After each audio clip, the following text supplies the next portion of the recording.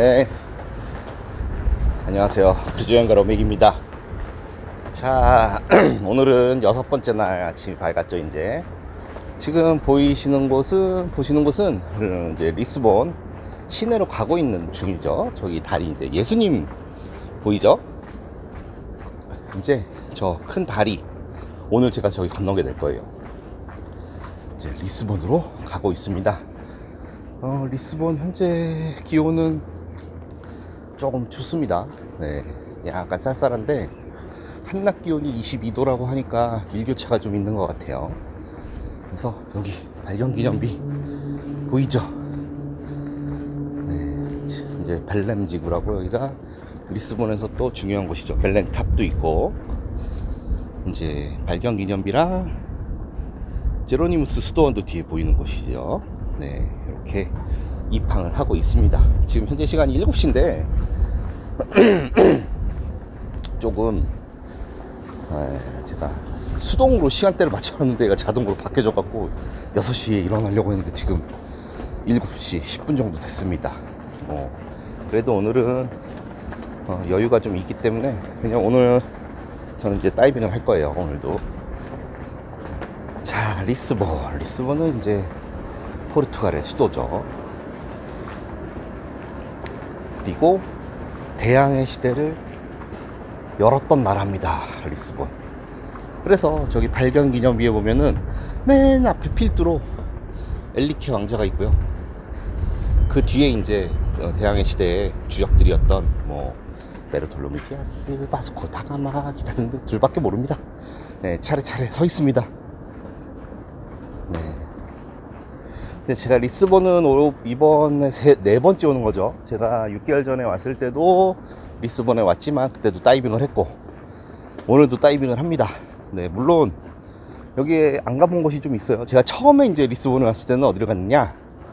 네, 신트라를 갔었습니다. 카스카이스, 네, 거기랑 그다음에 다보다 호카곳, 그러니까 유럽의 서쪽에 있는, 네, 유럽 대륙의 제일 서쪽에 있는 곳을 가서, 네, 거기서 이제 지프차를 타고 투어하는 선사기항지 투어를 했었고, 2번째 왔을 때는 제가 이제 여기 워킹 투어를 혼자 했죠. 버스를 타고 다니면서. 그래서 버스 타고 저 벨렘탑까지 와서 여기 발견기념비랑 제로니무스 수도원 외부의 모습도 보고, 그리고 네, 저 뒤에 쭉 넘어가서 스포르팅 리스본 홍기장도 가고, 네, 그랬습니다. 그리고 당연히 크루즈 터미널이 있는 저 다리를 건너야 됩니다. 저 다리를 건너 알파마지구 있는 크루즈 터미널, 그 다음에 호메루시오스 광장, 그런 데 등등등을 구경을 했고요. 6개월 전에 왔을 때는 여기서 버스를 타고, 크루즈로 온 게 아니죠. 그때는 모항지로서 리스본을 이용했으니까 MSC 버추 서울을 타기 전에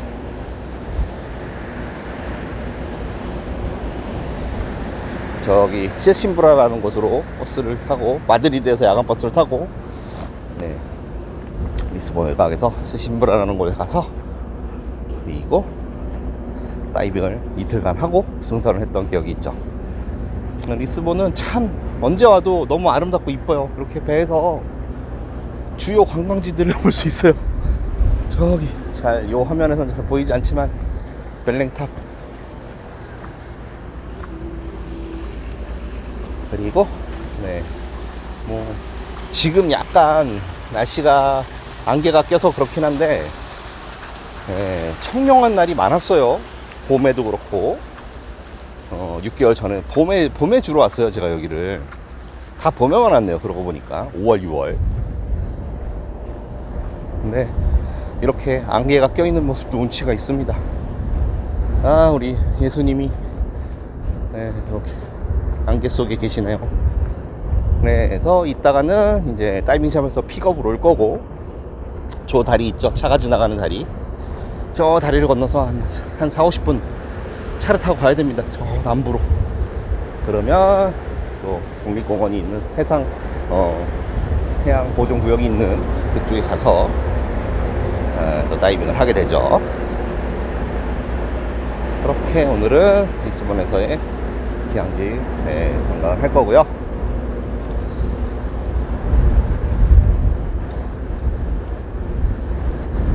자, 리스본 이제 포르투갈이 이제 대항해 시대를 이제 열었단 말이죠.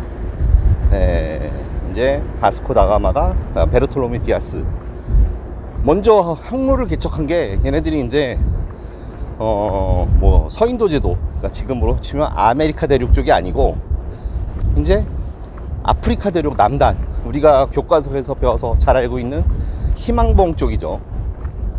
그쪽으로 이제 항로를 개척을 해서 얘네들이 결국 아시아에 닿습니다. 그러면서 수많은 식민지들을 건설을 했죠.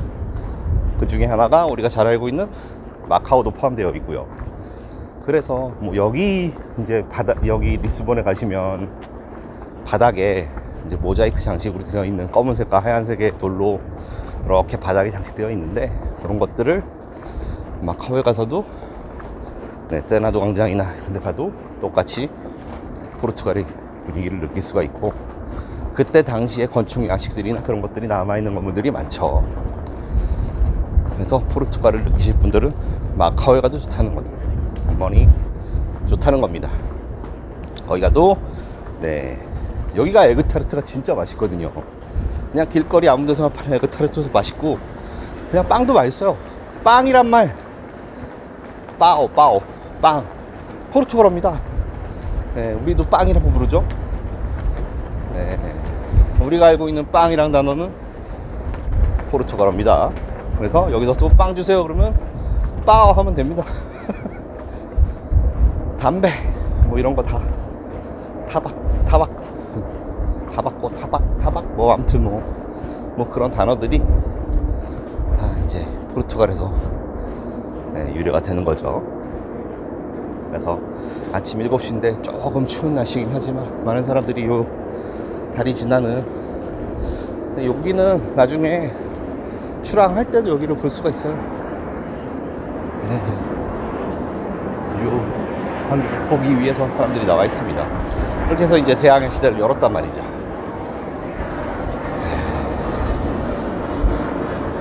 그러니까 결국은 이제 유럽 사람들이 먹고 살만하면 굳이 모험을 했겠어요. 목숨을 걸어가면서. 그 당시 뭐 기간이 있었던 것도 아니고, 결국 뭐 갤리선처럼 사람의 힘으로 노를 끊는 배나 아니면 풍력, 돛 같은 거 이용해서 가야 되는데, 그 먼 바다를 나갈 이유가 얘네들이 결국은 돈 벌기 위해서, 먹고 살기 위해서 이렇게 해외로 진출을 한 건데, 신대륙 쪽으로 아니면 새 항로로. 그러한 도전 정신 저는 한편으로는 그렇게 생각합니다. 과연 이게 도전 정신인가, 아니면 살기 위한 처절한 사투냐. 물론 얘네들이 화약도 중국에서 먼저 발명을 했죠. 근데 여기 멋있습니다. 이 다리를 지나가고 있죠. 여기 달 거가 적고, 이거보다 훨씬 큰 배도 여기 지나갑니다. MSC 버추어서하고 훨씬 더 큰데 여기를 지나가니까 너무 걱정 안 하셔도 됩니다. 이렇게 아래층에는 기차가 다니고 위층에는 차들이 다니는 요 다리입니다. 그리고 예수님 동상, 요 다리를 말씀드리는 순간 지나가고 있습니다. 좀 몽환적이네요. 멋있는 광경입니다.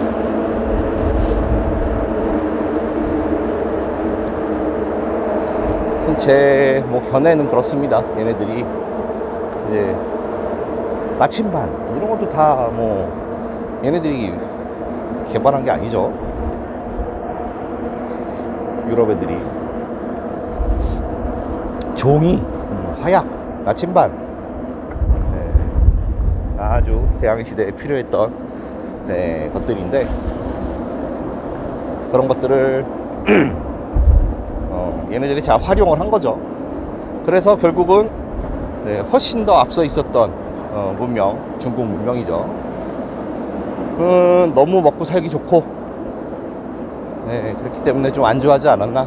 왜냐면 명나라에서도 이제 정화라는 원정대가 대함대를 꾸려서, 네, 나가요. 항해를 나가요.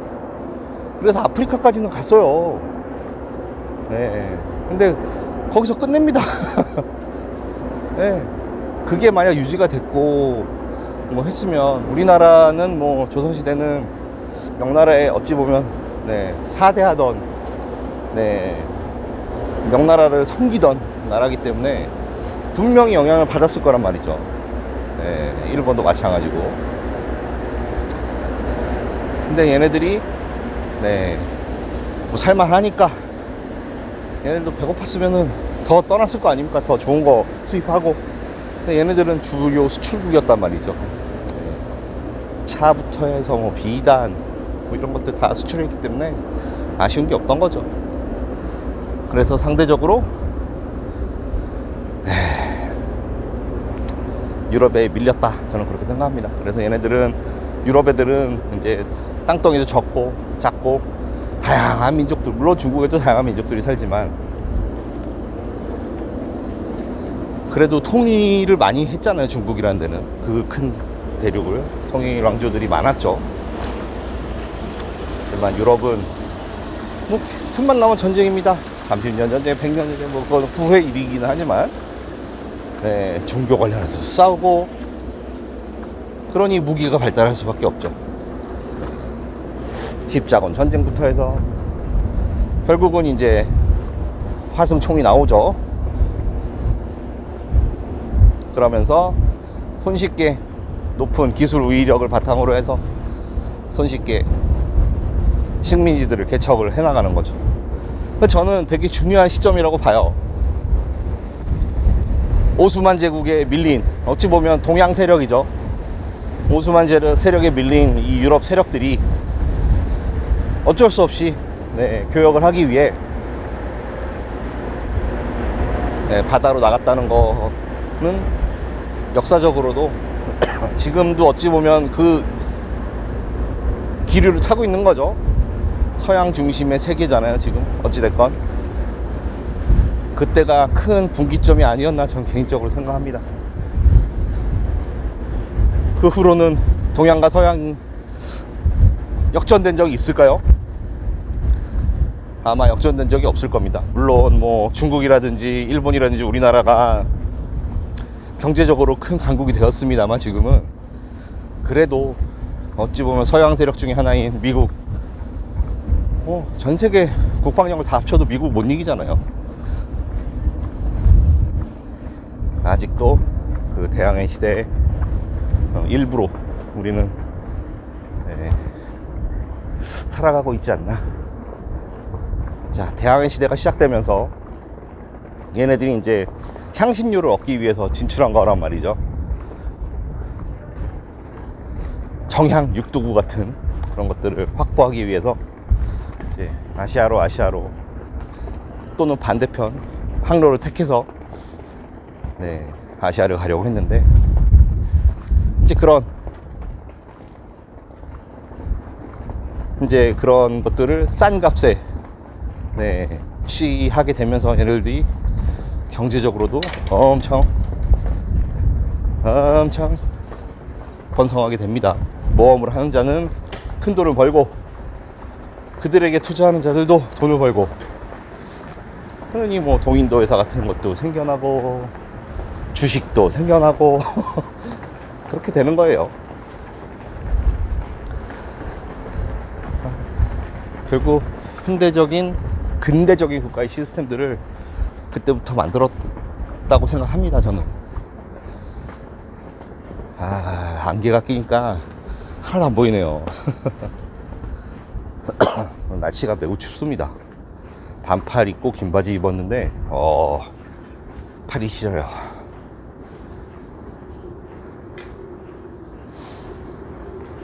그리고 아무튼 그랬는데, 포르투갈은 좀 빨리 졌죠. 네. 왜냐면 곧이어 스페인이 아메리카 대륙을 발견하고, 포르투갈은 이제 뭐 노예무역이라든지 그런 거로, 뭐 다른 나라도 마찬가지지만 네, 재미를 봤습니다만, 네, 결국은 포르투갈도 패권을 금방 놓치게 되고, 스페인도 패권을 놓치게 되죠. 결국 영국이 패권을 가져가게 됩니다. 해양 세력에 대한 패권. 네, 뭐 잠시 네덜란드도 뭐 그랬지만 결국은 전 세계 바다의 패권을 영국이 지게 되고, 어찌 보면 영국의 영향력도 뭐 무시 못할 수준이죠. 지금까지도 이렇게 1700년대 1800년대 이후로 네, 유지하고 있지 않나. 네. 아무튼 그렇습니다.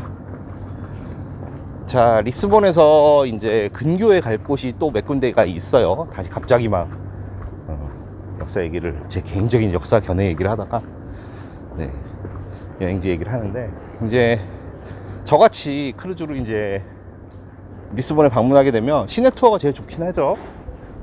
네, 크루즈 터미널이 네, 도심 가운데에 딱 있기 때문에 관광하기 좋은 곳에 있습니다. 그렇기 때문에 아주 좋지만 좀 교외로 나가도 괜찮아요. 저는 만약에 이번에 다이빙을 안 했으면 오비도스라는 데를 가려고 했어요. 거기도 멀지 않고 또 선사에서 기항지 투어도 하고 합니다. 제가 말씀드렸다시피 저 $50 기항지 투어 할인 쿠폰이 있잖아요. 프로모션이 있잖아요. 그래서 그거 이용하면은 정말 오비도스를 갔다 올 수 있는 되게 좋은 기회였는데, 그래도 6개월 만에 그 다이빙 샵에서의 좋은 기억을 다시 예, 만들기 위해서 가는 거예요. 만약에 제가 또 리스본을 오게 된다 그러면 저는 오비도스를 갈 것 같습니다. 그리고 그때는 축구장을 스포르팅 리스본만 갔잖아요. 스포르팅 리스본은 뭐 그냥 호날두가 뛰었던 메뉴 가기 전에 메인 무대로 가기 전에 뛰었던 곳이라서 그래서 가본 거고, 또 유명한 또 클럽 있죠. 벤피카. 거기가 멀지가 않은데 뭐 그때 못 갔어요. 그래서 뭐 그런 거 좀 보고 할 계획이고, 제가 처음으로 이제 여기 온 게 2016년이에요. 네, 처음으로 온 게 2016년에 여기로 왔는데, 뭐 6년 만에 그래도 4번 왔으면 많이 왔네요. 어찌 보면 전라도 광주보다도 많이 갔네요. 그 기간 동안 저는 광주에 딱 한 번 갔었는데 네, 전라도 광주나 대구나 부산만큼 갔던 도시가 여기 리스본입니다. 제주도 포함. 네. 그래서 우리나라에 크루즈가 있어야 돼요. 네. 그렇게 말하면서 저는 배를 타고 제주도를 가본 적이 없습니다. 왜냐? 그거는 크루즈가 아니죠. 그거는 페리입니다. 페리. 네. 저는 비행기를 타고 왔지 페리를 타고 가본 적은 없습니다. 이 안개가 낀 리스본. 가을에 오니까 조금 봄하고는 달라요. 온도는 비슷하다고 쳐도 이 기상 상태가, 그때는 이제 청명한 게 많았는데 어제 카디스에서 비도 맞고 신기한 경험을 많이 합니다. 여기가 겨울이 뭐 특히 여기는 참 뭐 그래도 괜찮다고 하는데, 이제 제가 11월에 예전에 첫 크루즈 타러 2006년에 동부지중해 왔을 때 되게 10도 막 5도에서 10도 정도 10도 정도였거든요. 날씨가 너무 추웠어요. 그래서 그때 장갑도 사고 막 너무 추워서, 물론 남부 이제 그리스 쪽으로 넘어가고 산토리니 쪽으로 넘어가서는 괜찮았지만, 이탈리아 베네치아에서 출항을 하는데 너무 추워갖고 막 고생했던 기억이 납니다. 그런데 그거랑 비슷해요 지금. 그만큼 춥지는 않지만 아무튼 조금 많이 춥습니다. 5월달도 그러고 보니 추웠네요. 제가 춥다는 얘기 되게 많이 했었네요. 근데 그때랑 결이 다른 추움? 왜냐면 습하니까 지금은. 그때도 그랬나? 인간은 망각의 동물입니다. 6개월 전에도 분명히 제가 춥다 했어요. 그래서 뭐 두꺼운 옷 입고 다녀라 막 이렇게 막 맨날 5월달까지 춥다 이렇게 얘기를 했죠. 근데 그새 또 6개월 만에 까먹었고 11월 되니까 또 춥다 무한 반복하네요. 자, 오늘 이제 리스본에 기항을 하게 되면은 본격적인 대서양 횡단에 들어갑니다. 리스본을 떠나서 이제 이 누리전 던호는 플로리다로 가게 되는데 열흘 갑니다. 열흘 날짜로 딱 열흘 9박 10일 갑니다. 네, 그 중에 기항지가 하나 있어요. 아조레스 제도라는 폰타델가다. 거기가 이제 이번 항차의 마지막 기항지고 7박 그 후로 7박 8일 동안 배만 탑니다. 그런 일정이고, 그 대서양에서도 어찌됐건 플로리다까지는 가는 길이 초반에는 이 정도 날씨가 되지 않을까. 보온에 좀 신경 쓰고 이제 플로리다 도착하면 카리브해 가고 막 그러면 따뜻하겠죠. 거기는 거기서 좀 더 조금 따뜻한 날씨를 좀 즐길까 합니다. 리스본의 이런 모습을 또 보게 되네요. 자, 여기가 그 유명한 광장이죠. 네. 여전하네요. 아름다움은. 네. 여전합니다. 그리고 여기가 알파마지구. 네, 지금 보면은 또 햇빛이 짱 비쳤을 때 저 지붕들이 더 밝은 오렌지빛 색으로 다 변하는데